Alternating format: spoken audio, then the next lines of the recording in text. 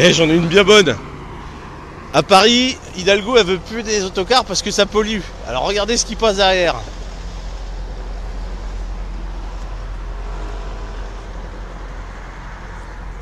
Et celui-là, Tatane, tu vas pas me dire que c'est un Euro 6?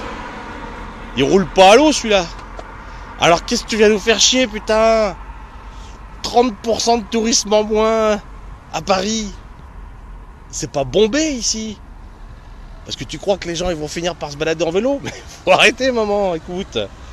Eh, je sais pas ce qu'ils fument sur le champ de Mars, mais je commence à me poser des questions, hein, parce que quand je regarde bien, les mecs ils sont en train de replanter l'herbe. Alors attendez un petit peu que ça pousse, quoi, avant de fumer les racines. Putain, faut tout leur dire. Nous, on a des petites boîtes familiales, là. Il y a des patrons qui se cassent le cul. Oh, ça y est, on va dire, ça y est, Lolo, il a craqué, il défend les patrons, il est fou, lui. Ah si, putain, si. S'il n'y avait pas de patron, il n'y aurait pas de boulot, les gars. Parce que, à part réclamer des augmentations, là, de merde, il y en a, déjà, faut se lever le matin pour aller bosser, les enfants, quoi. On travaille pas, hein, c'est pas le cousin du tonton, de la grand-tante, là, du mari de la sœur à Jean-Louis qui est morte, là. Qu'est-ce qu'on fait?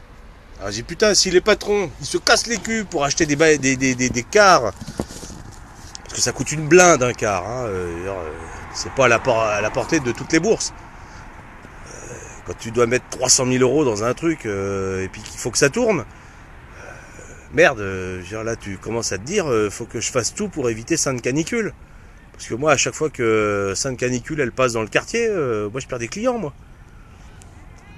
Alors, Anne Hidalgo, le véhicule qu'on a vu passer tout à l'heure, je pense que la fumée qui sortait, je suis pas un expert en cuisson de patates, hein, mais chez moi, quand j'en fais à l'autocuiseur, c'est blanc ce qui sort. Ça s'appelle de la vapeur d'eau.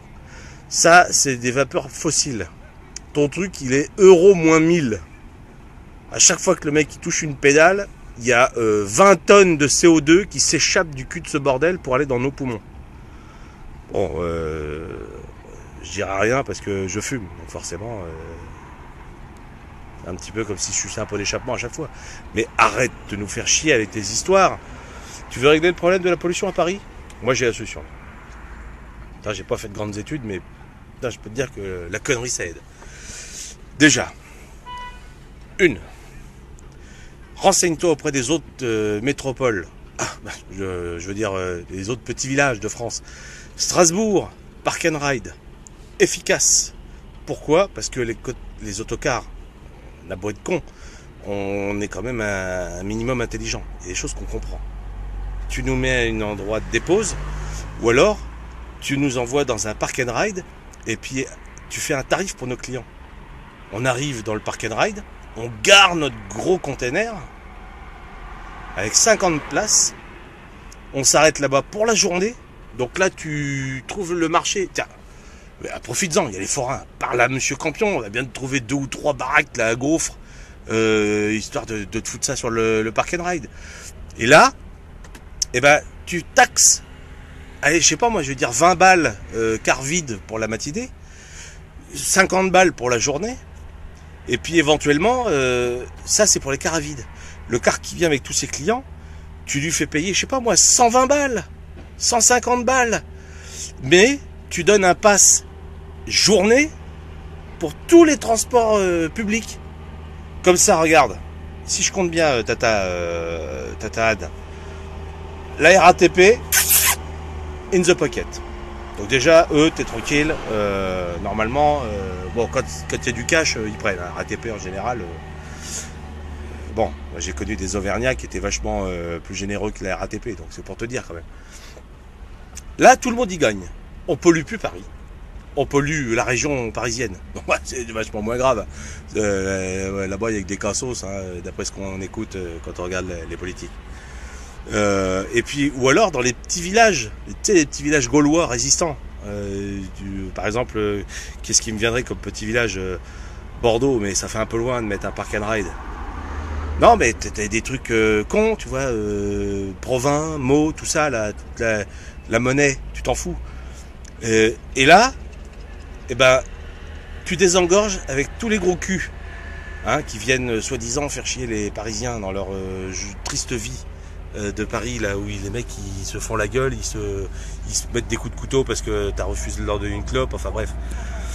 Par contre aussi, ce qui serait pas mal, c'est de faire en sorte que tu fasses, regarde, Londres, hypercentre de Londres. Chaque véhicule qui vient, il paye.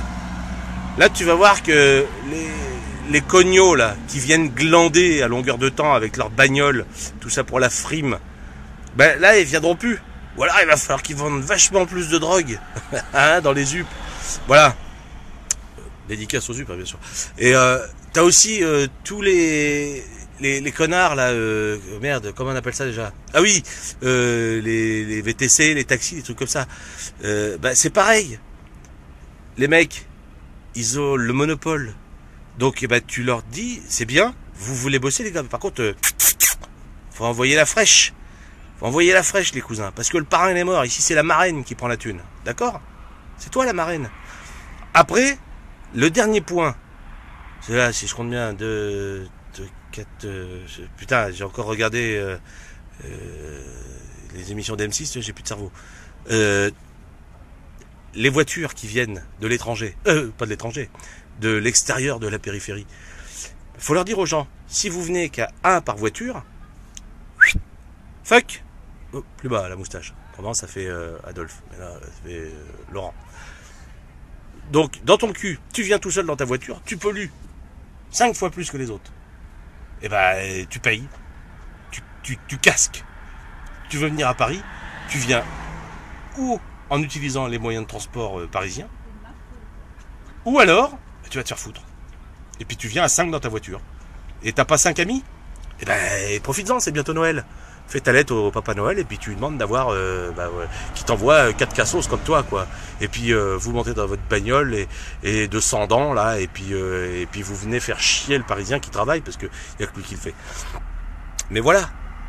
Parce que ce matin, moi les gamins que j'avais dans le bahut, ils ont regardé et il y en a qui m'ont dit très justement que ce qu'ils avaient remarqué dans les voitures, c'est qu'ils étaient 1 par voiture. Et que la plupart, même s'ils sont que 1 par voiture, ils sont tous 1 par voiture et ils téléphonent en conduisant. T'as vu, regarde, moi, là, je parle depuis tout à l'heure, je suis arrêté, hein, les petits pointillés, là, toi, là, ça, voilà, ils ont pas bougé, hein. Voilà. Donc, bah, tatane, fais quelque chose, putain. Arrêtez de faire des grands bouffes, là, et de vous bourrer le cul les uns les autres, là, faire trouver des idées de merde. La solution, elle est simple. Si vous l'avez pas, la solution, voyez avec les petites gens. Ceux qui bossent. Alors, ceux qui bossent, c'est pas difficile. Il suffit de regarder le matin les gens qui se lèvent et qui font la gueule et qui viennent d'une maison à une autre, qui n'est pas la leur, avec des grosses valises sous les yeux, à la main, qui tirent ça sur le trottoir et qui vont dans des bâtiments où il y a rien, où il n'y a pas de vie, il n'y a pas de forme, il n'y a pas de couleur, il n'y a pas de lumière. Et ça, ces gens-là, ils travaillent là. Donc demande-leur à eux ce que ça fait de se faire chier. Parce qu'on n'a pas tous les moyens de se déplacer avec un conducteur qui va prendre les PV pour nous.